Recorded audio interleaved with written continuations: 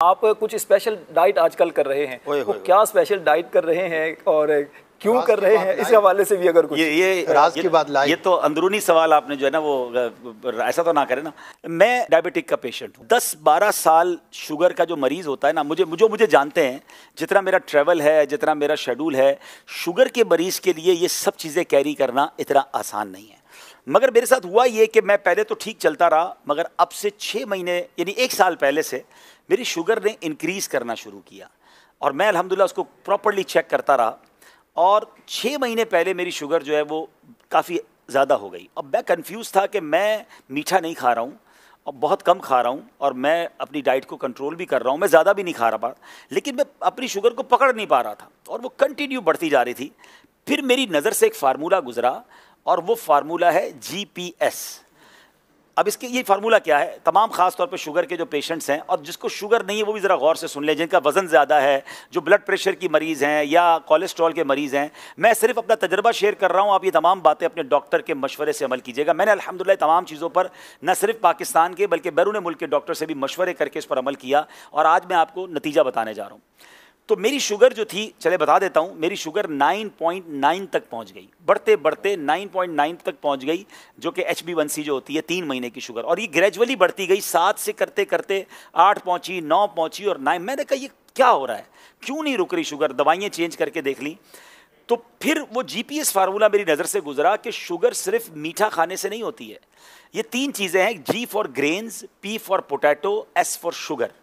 ये 3 चीज़ें अगर आप छोड़ दें तो आप बगैर दवाई के शुगर पे काबू पा सकते हैं।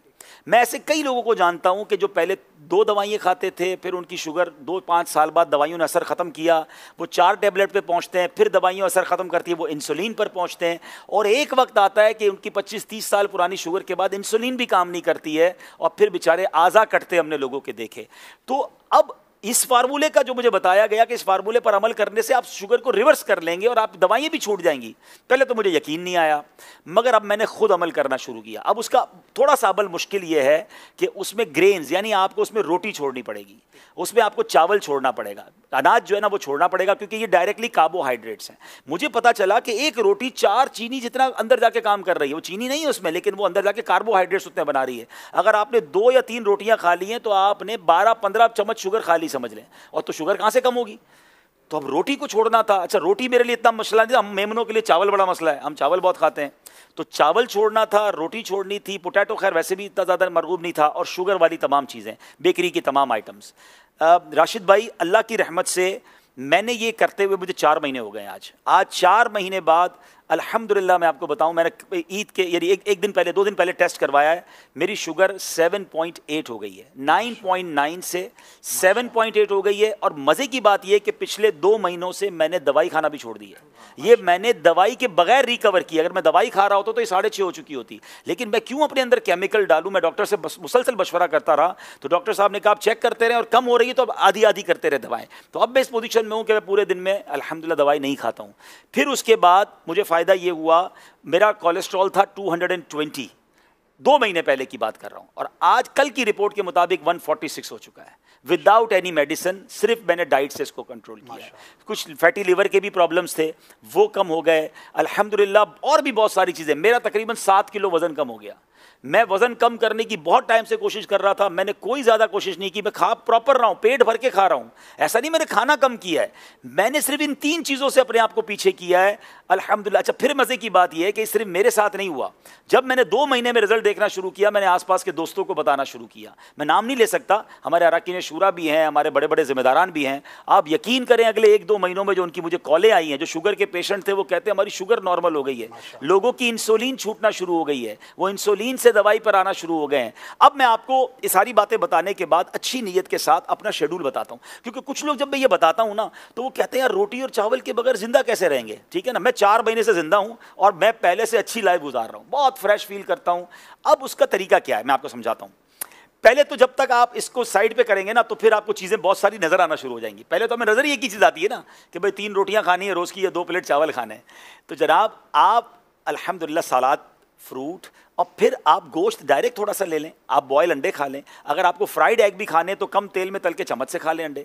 मैं 1-2 दिन पहले एक जगह गया, दोस्त के घर दावत थी, बड़ा बेहतरीन कह रहा है ईद आ रही है अब्दुल हबीब भाई, गोश्त नहीं बनाया, दाल चावल बनाया।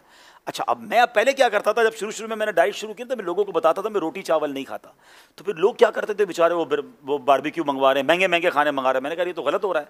तो अब मैंने बताना छोड़ दिया है, अब मैं नखरे नहीं करता, मैं कहता हूँ मैं आपके घर आ जाऊँगा, जो भी दावत है। तो दाल चावल बनाया तो बड़ा कमाल का, हमारे यहाँ मशहूर है दाल चावल ना, तो सारे दोस्त खा रहे थे। तो मैंने कहा आप क्या खाएंगे, मैंने बिल्कुल खाऊंगा। मैंने लिया, मैंने दाल की प्लेट भरी, उसमें लौकी शरीफ निकाली और मैं चम्मच से दाल खाने लगा। मैंने लौकी खाई, हर दस्तरखान पे थोड़ा बहुत तो सलाद होता है, मैंने सलाद खाया। देखिए एक फार्मूला अगर आपको समझ आ जाए ना, कि आपके वजन का 1% आपका पेट होता है। किसी का 80 किलो वजन है और 800 ग्राम में पेट भरेगा। अब मेरे पेट के अंदर अगर 700 ग्राम की जगह है तो मैंने ये सोच लेना है कि मैंने 700 ग्राम भरना किससे है। याद रखिए, मैं इसको इस तरीके से आपको समझाता हूं, आपके साथ सबके साथ हुआ होगा कि कभी आपको बड़ी शदीद भूख लगी होगी, बचपन में तो ज़्यादा हुआ था। हम गरम गरम रोटी लेने जाते थे और आते आते ही एक रोटी पूरी खा जाते थे। मम्मी ने मंगवाई होती थी रोटी, तो भूख इतनी लगी होती थी वही रोटी खा जाती, क्योंकि भूख लगी होती थी, ना सालन था ना कुछ था, क्योंकि भूख लगी थी। और ऐसा भी हुआ होगा कि आपने कभी दोस्तों के साथ दाल चावल खाया होगा या दाल रोटी खाई होगी, पेट भर गया। अब दुनिया की बेहतरीन चीज आपके सामने आ जाए तो आप क्या कहते हैं, यार अब तो पेट भर गया। इट मींस पेट ही भरना है, लज्जत तो जबान तक है। तो अगर आप इस 700 ग्राम की इस प्रॉपर थैली को अच्छी चीज़ों से भर लेते हैं तो आपको फिर खत्म हो जाएगा चैप्टर, आपका पेट भर जाएगा। तो पहले कोशिश ये करें कि फ्रूट या सलाद सामने आ जाए, 300-400 ग्राम वो खा लें, ठीक है।